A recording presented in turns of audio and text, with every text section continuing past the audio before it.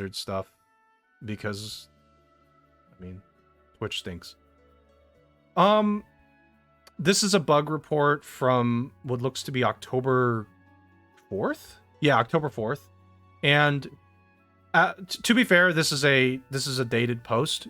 Blizzard and Overwatch 2 have updated almost like it feels like every other day, which is shocking to me.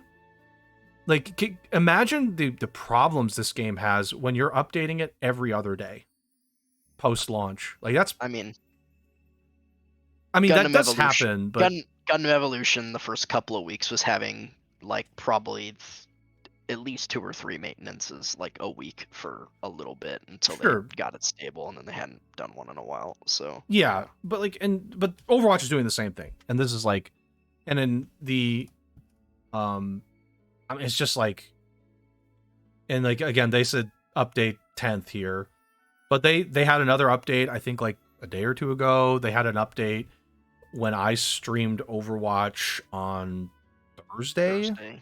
So there were a lot of updates, and I mean, we'll talk about this later if there's time, but this game has so many problems right now. Bastion, one of the characters, is just, you can't play it now because it's so buggy. They actually just took a character out of the game, and you can't pick it.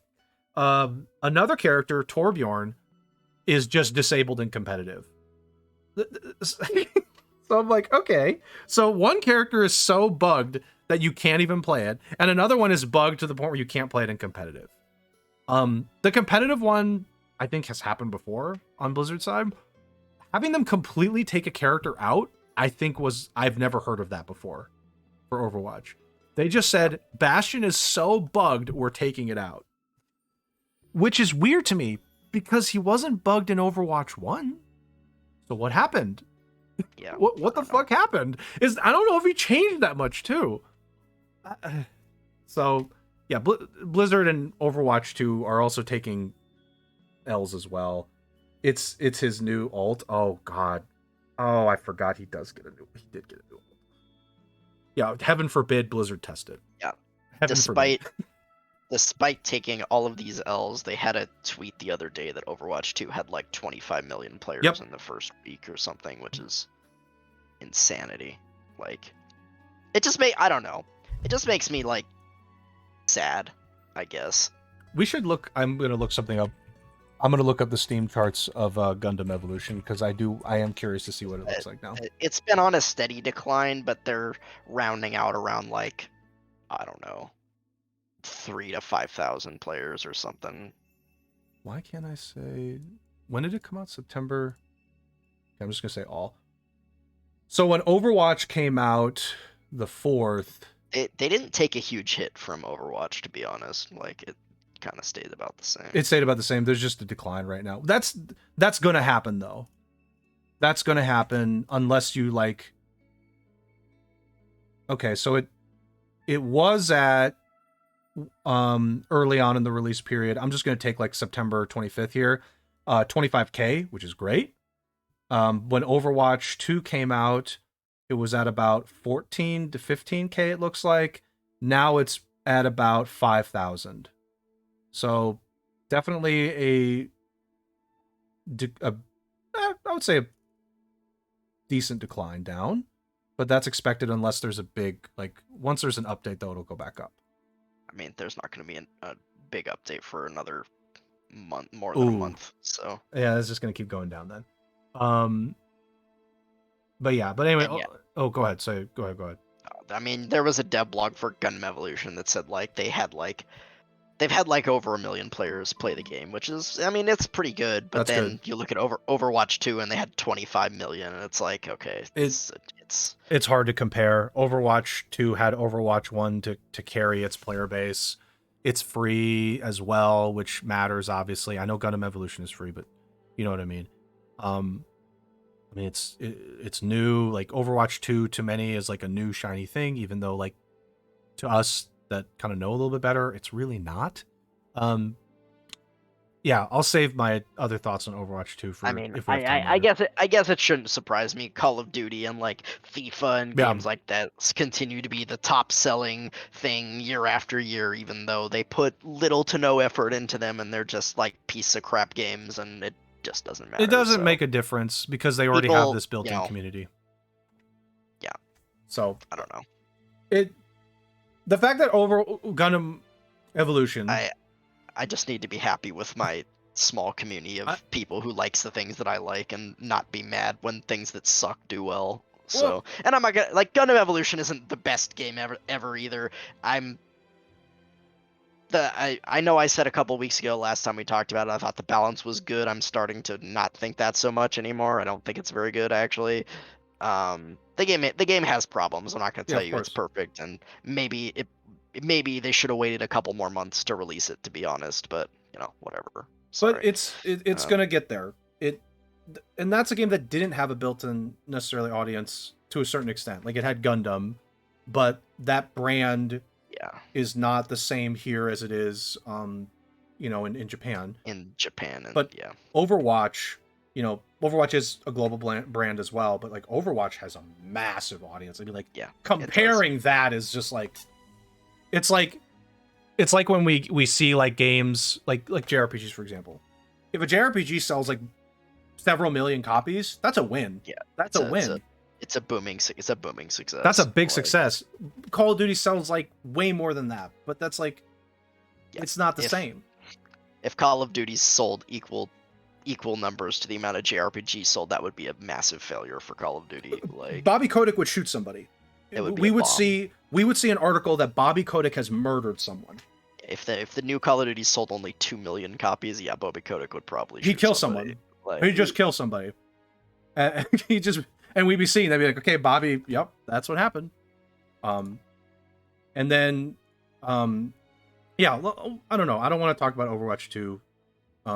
If we have time later, I'll talk about my experience with that. Overwatch 2 had a rough launch though. Like they had first couple of days, like you could barely play the game, like with the server issues and the queues and stuff. So big issues for sure. The other article I had for Blizzard was there was actually an update in the article here, so I will kind of pull it up. There was another sexual harassment lawsuit at Activision Blizzard. Someone came forward and just had mentioned that somebody tried to have like I don't know what to put it, like apparently the she had sent hold on. Which those sent. Yeah, she had sent compromising photos of herself to somebody else, and the other person, I think it looked like tried to leverage that and then try to do some inappropriate acts with her. And telling her one day you'll give in, and also belittle, insulted, and threatened to blackmail her with the compromising photos. At this time, she was married while this was happening too. I'm adding that in there because that's obviously what I'm guessing the blackmail was used for. There was an update here. Activision Blizzard sent over a statement regarding the lawsuit. We take all employee concerns seriously. When plaintiff reported concerns, we immediately opened an investigation. Opened an investigation, I think is what they meant to say. And Mr. Vega was terminated within 10 days.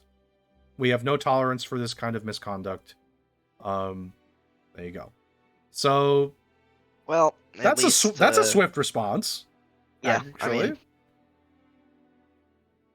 this seems more of an isolated. I mean, it's not good, obviously, but it seems more of an isolated incident this time as opposed to like a company-wide, problem. And it seems like at least the company acted swiftly in this case when they heard about it. So I guess good job. We'll give them a slow clap on that one. Good work. You did what you were supposed to do. Good job. I hate to be like pat him on the back, but no. Knowing Activision Blizzard, this kind of is compared to them before. So I guess like yay, you did it. You did what you were supposed to do. Good job. Okay. So the last thing we have here, Spoon, you put on today. Um, ex Bayonetta voice actor Hellena Taylor says she was offered $4,000 for her work in Bayonetta 3. By the way, the oh god, why am I forgetting the stupid name of the why am I forgetting the name of the developer? Spoon. Platinum, thank you. Platinum denied, by the way, and leading to her dropping out of the project and now asking fans to boycott the game. So here's her message. And I am the voice of Bayonetta, and I would like to explain to you why I didn't voice Bayonetta 3. Bayonetta franchise made Platinum has been taking a lot of L's. Platinum is taking L's. That's not including merchandise. I mean, I don't know. The headline kind of says it. Basically, she's been the voice actress for Bayonetta for the first 2 games and was offered the role for the 3rd one. Apparently, was like a string of like 3 videos. Right. She was offered something even lower before $4,000. They didn't say what that figure. She didn't say what that figure was, and then had one of her friends write a personal letter to one of the leads at Platinum, who said, "Oh yeah, we really appreciate your work," and then she got the offer for $4,000, which she declined. Obviously. Yeah, my first thought when I saw this, when you posted, was I really don't know what the going rate is on stuff like this. That's my thing as well. Is like, is this a good offer? Like, it sounds terrible. It sounds horrible. But like, I don't know what people in the industry make generally for voice acting. Like, how long it takes to voice act for a character and how much they get paid. I have no idea. I don't know how many hours it takes. I would love to know the hours. I mean, if she had said that, if she was like, it takes me X hours to do all the voice work, then you could do the math and see like, okay, how much was Platinum paying her from hours to, hourly rate? I really don't know. I mean, it's hard to say. That being said, for a game like Bayonetta, for a company like Platinum, Bayonetta is a well-selling franchise. And by the way, Nintendo's behind it as well. Like, worth noting, Nintendo's behind it. Again, like I said, not massive, but this is a big franchise for Platinum, and I don't know what the going rate is. I don't know how many hours it takes for a voice actor or actress to go through all their lines. I don't know how many lines Bayonetta has. Is there a lot of like dialogue that that happens from the from the characters, or is it just like voice lines for actions that they're taking for like attacks and things like that? I really don't know. If it's actually a fully voiced game where the characters are saying all their lines, 4,000 seems really low to me. Yeah, I mean, it's definitely it's an action game, so it's not a story-driven game. But I do think Bayonetta speaks at least some lines in these games. I don't know if it's fully voiced, right? But it's both. I would think she would have at least some or a decent number of spoken lines, and then some battle sounds, basically grunts and like yaws and stuff like that for combat and stuff like that. So but this is not an RPG where they're, reading a super long script, I would think. But do you think it would take 40 hours for her to get through all her voice lines? No, I doubt it. Okay. So if it was 40 hours, it would have been like $100 an hour, right? That's what they offered. It was like, okay, we think you're going to take 40 hours to do this. What do you think it would take? We don't know exactly. We're not in the, in the voice acting sector. I mean, I have no. Honestly, maybe it would take 40 hours because I don't know how many takes they do. I don't know. For some of these things, I hear they just like a lot of times they come in for one session and they record everything in one day, basically. So, and I don't know if that's the case with Bayonetta or I really have no idea. Yeah. So just need to know what the going rate typically is. But like this is the lead character or popular franchise. Actress has done the voice work before. The game sells well. 4,000 seems low. but I really don't know. I mean, the one thing I will say is, when you're upset enough to do a video, post it publicly, know that that could backfire against you in future projects as a possibility. You have to know that that's a really bad offer. So I'm gonna take her word for it compared to Platinum. She got a low enough offer where she was this upset and is not going to take on the voice work. Well, I think part of it was that before this, Platinum said something about, like, you know, they recast Bayonetta because they couldn't work out something or other with her, or like with her schedule or something like that. I think that's what Platinum said originally, which is a blatant lie at this point, we know. And yeah, I'm with you. You know, obviously this is kind of a he said, she said thing where, you know, you just kind of have to take her word for it. But as you said, I believe her, because I think there could be serious repercussions for her coming out and doing this. Like, she could get blacklisted theoretically from certain companies or the industry as a whole. I don't know where this falls under, like, NDA type discussions. I don't know if it's legal for her to discuss these figures. So yeah, I mean, that's the thing. Is like, if she's risking a lot. Yeah, so I think it's a big risk for her to come out and say this. So I'm very inclined to believe her. Correct. Basically. Me too. I feel the same way. You wouldn't do this. You wouldn't do this otherwise. It wouldn't make sense to you. So, oh, hold on. I'm sorry. I have Overwatch stuff for later. Yeah. Well, I'll save it. We'll talk my impressions of Overwatch after this. I'm getting more data from Trounce. He's so funny right now. Yeah. I don't know. I'm inclined to believe her. I'm not inclined to believe Platinum, because, you know, we both know better.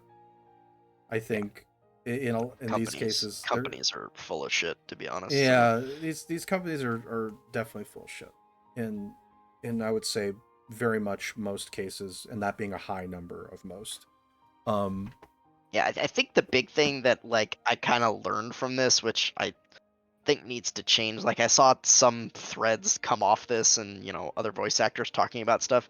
Generally, voice actors get 0 royalties for the game, and you would think they should get some royalties. Like, if the pay for, like, actually voicing the lines is gonna be not very good, something like this, you would think, especially for, like, lead characters, that, you know, the actors should get some sort of royalties based on how well the product sells, basically. That's true. I'm guessing this. I really don't know, but I'm guessing this, and my guess is probably correct here. In most cases, she's a contractor, and, you know, unfortunately, if she's not in this, like, we'll call it a union setting, and the union isn't negotiating with people like Platinum, you know, very little protection from stuff like, I guess we'll use this as an example. Very little protection on lowball offers, on not getting any sort of, in sales, you would call it like a commission. You get, as salespeople, you know, you'd probably get a lower salary, but if you make a big deal, like if you get $1 million deal secured, let's say you get 10% of that, you know, that's a lot of money. Now you've got $1 million commission. It's the reason why salespeople go above and beyond to try and get these deals, because they get commissions from it. This could be something like that, but yeah, I mean, some kind of royalty or bonus system put into the contract that's like, hey, you know, if we sell this many copies, if you win an award as a result of this game for your voice work, we will give you a bonus. Performance-based incentive. We'll give you a bonus. My guess is that's not the case, because companies, there's no leverage. The voice actor doesn't really have leverage, unfortunately. They don't. So company doesn't have to do that unless they're just nice, which, how many companies are that nice in the grand scheme of things to actually do that? Companies are not in the business of just handing people more money. They want to make as much as they want. Yeah, there's got to be a real good reason to do that. Very few cases of that. So I would like to see that. But we know better. That's not going to happen. Yeah, the problem is, like, I don't know, our society right now, the large companies control way too much, and there seems to be no like checks or balances against them pretty much, and they just kind of they control the workforce, they control the prices, they control basically everything, and I don't know, there needs to be something done about it. And I they don't know in what this it is, but case in particular, there's just so much leverage on their side. It's like, well, I need the work, but at the same time, I'm not an employee. She's not an employee. She's a No. contractor. So the company gets a lot of leverage, which is really unfortunate because they do, they can do stuff like this. It's like, okay, well, we know you're the main character and we know you've been doing this before, but we're going to lowball you. And guess what? If you don't Yep. take it, I'm just going to go find somebody else to do it. We'll get somebody else to do it. And the thing is, she's asking people to boycott. It's not going to work. She might get a few people, but not many. It's Like, not going to work, unfortunately, because I saw people making this argument, and I got to be honest, this was a 3 brain cell argument. Some people were like, "Oh, well, it's just one side. There's Japanese voices too. Like, this would be it's like, who gives a shit? It's not about that. You've missed the entire point if you're like talking about the Japanese voice acting part of this too, or it's just like, why are we even bringing up that the Japanese voice acting? She's the English voice actor. There's Japanese and English in this game. That's a subset of people that's going to be using that particular option. Yeah. And Japan is very small compared to the Western audience, to be honest. But it's just like some of these people kind of like coming out and doing that kind of argument. It's a 3 brain cell argument. Yeah. The other thing I heard about, like, for that argument is that apparently originally, I would think this was for the original Bayonetta, that they didn't even, I don't know if they didn't do it or they were at least thinking about not doing it, but I'll say that they didn't even do a Japanese dub for the original because she was so good as Bayonetta in the first game. Mhm. Like, so like they didn't even have a Japanese voice actor do a Japanese dub for the first Bayonetta. Like, and they also just admitted in that sense, like, okay, you're the de facto voice now. Like, you are now the voice of the character. Like, we attribute that connection. And why are you lowballing this person? Like, if anything, you should be trying to make them feel better, giving them a more appropriate offer, frankly. Like, they're negotiating. She obviously asked for a bigger offer, and they continue to lowball. And it's just like, well, you've kind of already, like, maybe not said it out loud, but you've led everybody to believe that this is the best voice for the character from your perspective. Why aren't you treating them like that? And because I don't know. L's. Yep. Big L's. Yeah. That's why if we see Platinum at a conference, I'm going to bring a Babylon's Fall copy that I find in the trash. I'm like, can you sign this? Sign this. This is your best work. Loved it. So, okay. Any other thoughts on this particular item? Nope. Okay. Let's move back over then. Let me close all this. I did have one other thing on news that I wanted to talk about that I think was there, but we didn't get to or something. What was it? The Humankind expansion. We got a little more details on it. I did see that video. I noted I did intentionally leave some stuff out. I know you did. Welcome to bring it up here, if I can find it somewhere. Yeah, feel free. Go ahead. I'm sure I could search it. It's somewhere on YouTube, I imagine. Yeah. So I guess I will. I think we talked about it briefly previously when they announced it. So first of all, I'll say the Humankind's first like large expansion. I suppose they've had the culture packs before, and this is more like there's gonna be 6 additional cultures in this package, but a bunch of new like gameplay mechanics and features as well. Right. And to my surprise, actually, let's play a game. How much do you think the expansion costs? From my perspective, I didn't get any spoiler on this when I scrolled down. How much do you think it should? How much do you think it should cost? And how many? Much do you think? How many cultures again? How many cultures? Six new cultures, and then the addition of there's like spies basically. Sure. They're overhauling the way stealth works, and there's like embassies. There's some Yeah. new wonders, and they have like a world congress type system, and like diplomacy overhaul. I'd guess at least basically. $30 then. At least Okay, you're $30. guessing $30. At least. Okay. If it was 40, I'd understand. Because that's a lot of cultures, it's a lot of work. To me, $30 to $40 says, look, we put in a lot of time for this, and this is what we feel. Like that to me seems fair. Okay. I don't know what the price is though. Yeah, I think that is reasonable and makes sense. But if you check Steam right now, this is coming out November 9th, which is in like 3 or 4 weeks. Okay. And this expansion base price is $20, and it's 10% off if you pre-order, so it's Interesting. $18. Okay. It's obviously lower than I thought. Yeah. Okay. Definitely lower than I thought it would be. Definitely. I would never have expected anything under 20. $20 to me is really good for a price point. Yeah, I'm surprised. I didn't think it would be like anything under 20. I would have been like, you're kidding me. Yeah. That's a steal. It's 20, as I said. It's 20, but if you pre-order, it's 10% off. So yeah. But base price is 20.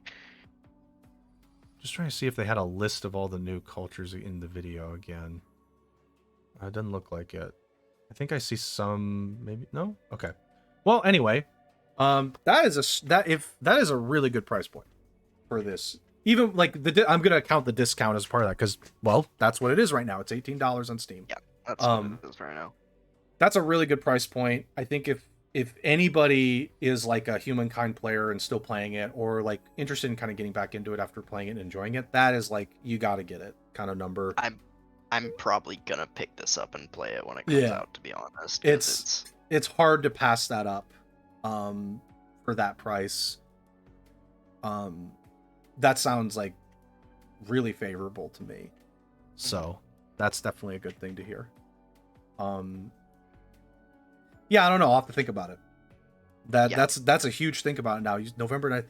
My biggest thing is like time allocation, time management. Yeah. But that's a really good deal. That might just be worth buying, holding, and then waiting till, past the winter holiday to get into. But that is a really good deal for anybody who's already in the game and maybe wants to get back into it, get some more content there. That's really good. Yeah. So I just want to talk briefly about some of the new features. They've had a couple of streams the last few weeks talking about some of the new features and stuff like that. Again, it's a very diplomacy based expansion. Again, it's called Together We Rule. And yeah, like diplomacy is the sort of, as I said, the main like big thing that they're focusing on in this, and the 6 new cultures are all of a new culture affinity called diplomatic affinity basically. And there is a new currency, and then you can earn era stars from this new currency, and the currency is called leverage, which is the way it's interesting the way that they've described how you acquire leverage. The way they described it is like getting a hook on somebody in Crusader Kings. Okay, got it. Because it's like, basically the way it works is, so you know how in Humankind there's like grievances? Yep. Where you'll have like grievances against people. So when a grievance happens with this currency, leverage is going to spawn in the territory. Somewhere in the territory as a pickup.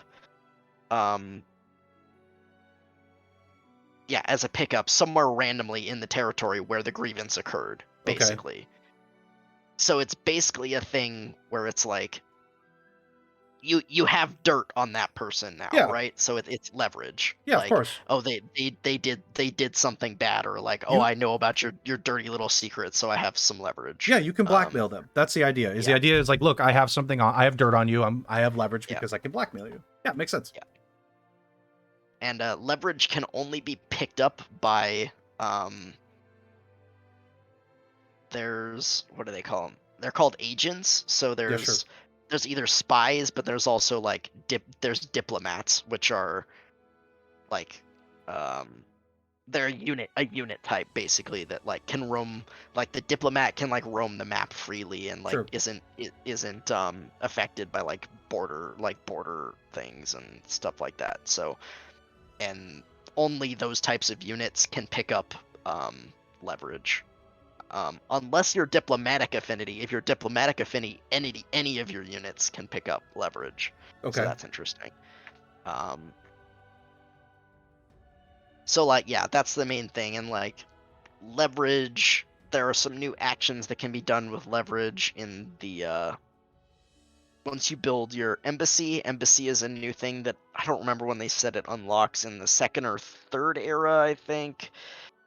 And then Okay. you build it like a wonder. Basically, it's a shared project, so it will take some production to put down. Yep. And then it's going to give you some more options. Sure. And then the World Congress thing, or they're calling it the Congress of Humankind. There's like 3 arms to it. The first one is like civics based, where like the World Congress can vote on like which way they want to go on a particular civic, like which side people, like everyone supports for a particular civic. Yep. And you are allowed to go against that, but it's gonna, obviously it costs you like more influence if you want to go against like what the vote ends up being, right? And the second arm is based on the like ideology axes in the civics tree, where like if this one is hard to explain. Okay.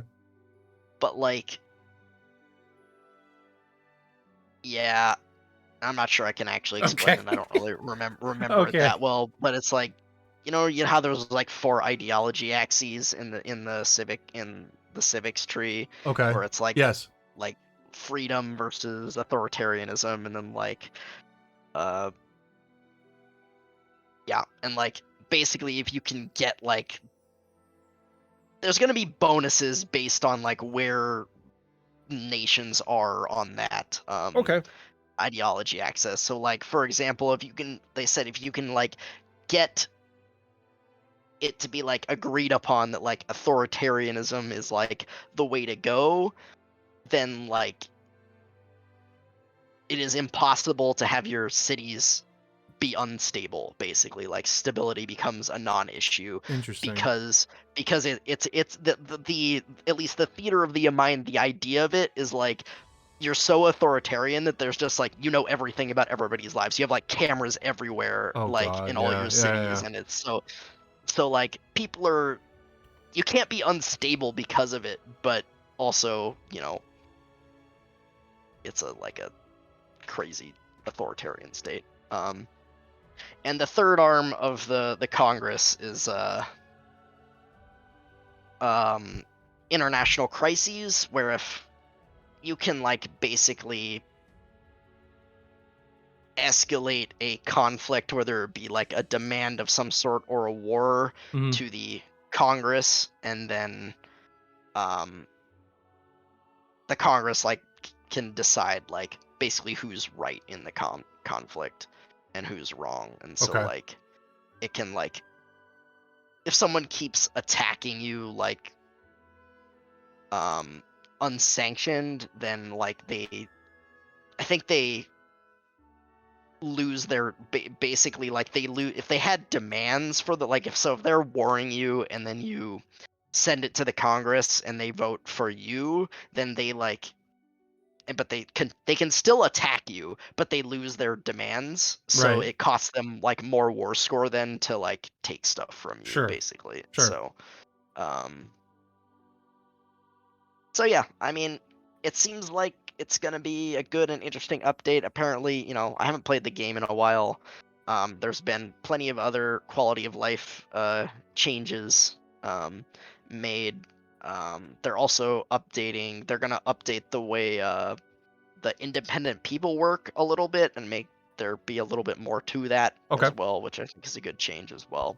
They still religion is one of the things that I know we talked about a long time ago that is on their list of things to fix, but that is a bigger update that they haven't gotten to yet. Yeah, So they're putting that off. I think that's fine. It's like that needs a lot of work. If yeah, they got to dedicate an entire expansion to that, just be like, okay, here's religion now. Yeah, because that was so yeah, very bare bones. So yeah, I'm actually looking forward to the expansion. I'm probably gonna pick it up and check it out when it comes out. So I mean, looking forward to it. It's good value. That just sounds like good value even just from the start. Having more, I would guess, like we'll call it World Council. Let's just call it World Council kind of focus is good, because that's the one thing that I think makes sense for a game like this. Like if you're going to do something like a Humankind or a Civilization, like at some point in future eras, it's now a global community. So as such, there needs to be like more global influence on other nations, like giving input, or in this case, agreement or disagreement regarding actions of other nations. Like that's kind of where we are now. So that makes sense as a trajectory to get to for a game like this. So it sounds good to me. And obviously, like, leverage has an effect on people's votes on the World Congress as well. Which we know happens today too. I mean, come on, like it happens today as well. So all these things make sense to try and give that simulation more flavor for this kind of game. So it's good value. Sounds like good value. It sounds cool. I'll definitely have to put it on my radar and think about it. Yeah. So. Man, $18 is really good. I was thinking like Civ expansions. Civ expansions are not $18. Oh, they're like 40, aren't they? Yes, they are very expensive. But yeah, I mean, was surprised as well when I saw the price. I was like, oh, it's only $20.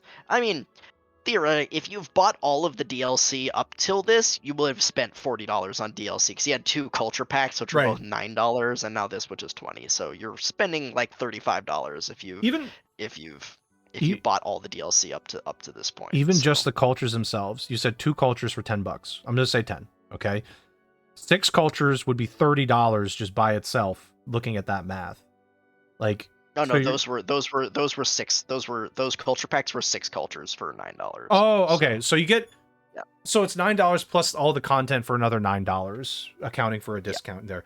That's still really good. So okay, let's circle into topics. We have 20 minutes